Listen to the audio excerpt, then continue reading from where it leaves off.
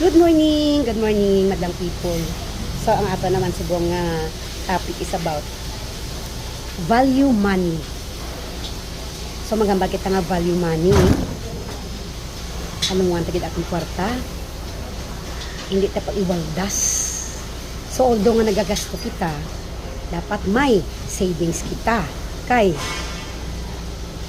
hindi lang ang atong nga ginakinanan pagkaon, need man ang medicine, if ever magmakasakit kita. Kag manami giya ko may savings kita, kay kung may mga emergency may kuutol kita. So through hard work dapat balance gid. Gagasto kita, may savings kita. No?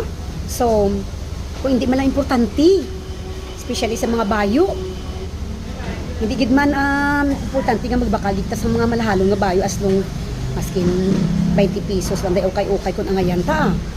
Importante sa ginhambal ko may savings kita.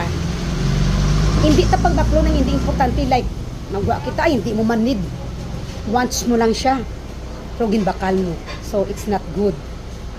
Ang importante lang gid, especially foods everyday ang aton needs, medicine.